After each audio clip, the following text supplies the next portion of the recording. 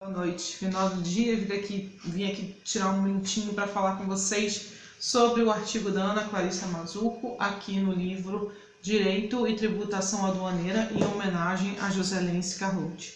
Esse livro aqui foi muito importante, primeiro porque ele reuniu, além do homenageado, uma pessoa incrível, um ícone na aduana brasileira, reuniu grandes autores, ex e atualmente jogadores do CARF, advogados com muita experiência na área tributária e aduaneira e professores, da pós-graduação de Direito Aduaneiro da Cândido Mendes, também pessoal da Maritime Law Academy, e trouxemos isso tudo reunindo aqui nessa obra. Eu quero comentar hoje sobre o artigo O Princípio do Destino no Comércio Exterior Brasileiro e os Desafios da Tributação. É um artigo da Ana Clarissa Mazzuco. Ela é ex-jogadora do CARF, ela tem um currículo incrível, mas acima de tudo, ela escreve como ninguém, é uma redação assim incrível.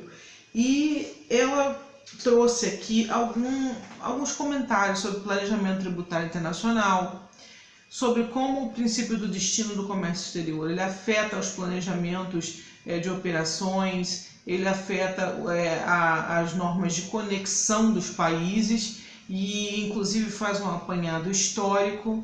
E aí eu vou falar com vocês aqui de alguns temas da introdução, de alguns títulos do artigo e o que nós podemos tirar a guisa de conclusão, assim, de uma forma brevíssima, porque a conclusão dela é bem mais extensa, tá? E também esses vídeos aqui, eles visam fazer com que vocês conheçam esse livro aqui. Essa compilação é da Lumen Iuris, saiu pela Lumen Iuris, tá? Aqui.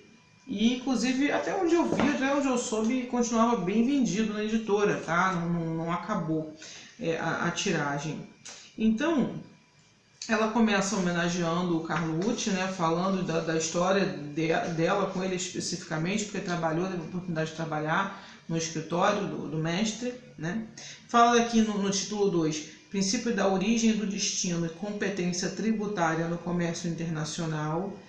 E esse daqui, muito embora seja um princípio ligado, ele naquela classificação que nós temos de princípios aduaneiros, princípios fortes e princípios mais fracos na presença do direito aduaneiro ou da propriedade, princípios próprios e princípios não próprios, podemos dizer que esse princípio aqui é um princípio não próprio, ele é correlato, bem próximo na parte de tributação, mas ele não é um princípio próprio, porque ele não está tão ligado, do meu ponto de vista. Pode ter outro treinador aí que discorde, porque ele está mais ligado a uma parte de planejamento tributário internacional.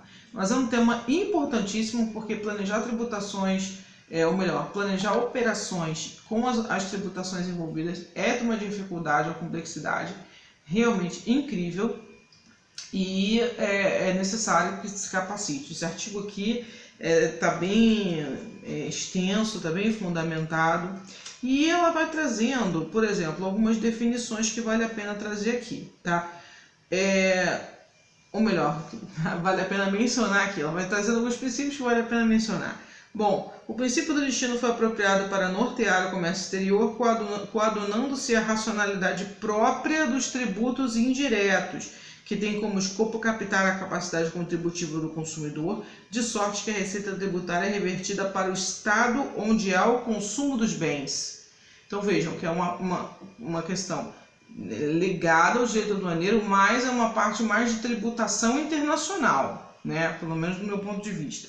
Vamos lá. Conforme Ricardo Lobo Torres, o princípio do destino está intimamente conectado e harmonizado com o princípio da territorialidade, com a ideia de justiça e com o princípio da capacidade contributiva ao estabelecer que os tributos devam ficar no país onde foram consumidos os bens, sendo o vetor para se evitar a dupla tributação no comércio internacional. Mais um ponto a corroborar com a minha questão de planejamento tributário, não é isso? Porque muitas das normas de planejamento tributário visam evitar a bitributação.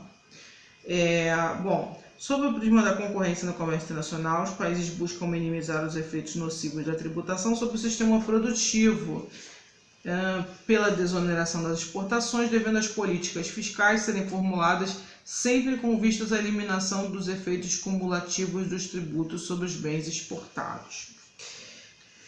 Ainda outros títulos aqui.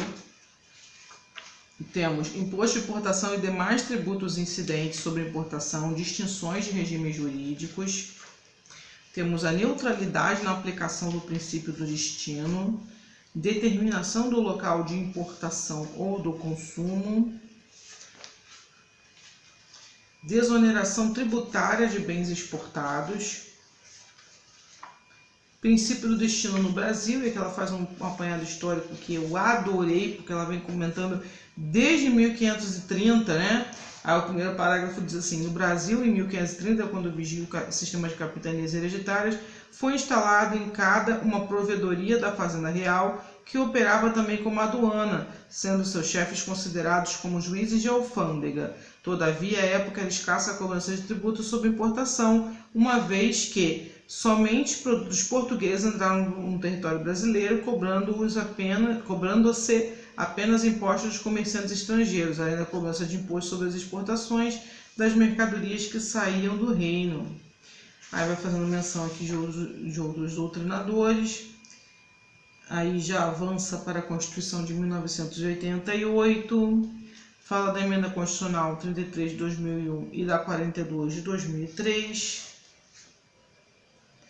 fala sobre crédito presumido do IPI, da Lei 9.363 de 1996, e conclui dizendo que, ademais, ainda quando são instituídas medidas para a desoneração da cadeia produtiva para os produtos voltados à exportação, a administração tributária acaba por frustrar as intenções do legislador com diversas medidas que amesquinham o direito dos contribuintes na aplicação de uma política meramente arrecadatória.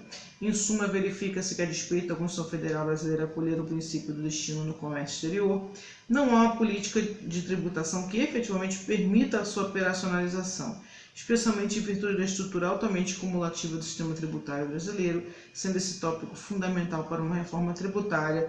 E aí cabe perguntar: estamos vendo isso na reforma tributária que está tramitando ou está em discussão no Congresso? Não é isso? Precisamos ter realizar essas intervenções.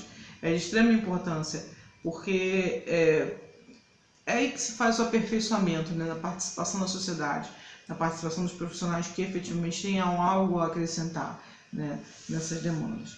Então, é um artigo interessantíssimo para, inclusive, legisladores, assistentes técnicos, né, pessoas que estejam trabalhando em gabinetes de deputados federais, ou de fiscos, até fiscos estaduais, para que tenham noção. Então tá bom, gente, é isso que eu tinha que falar com vocês. O currículo da doutora Ana eu vou deixar aqui nos comentários do vídeo. Até o próximo vídeo, nos falamos em breve. Tchau!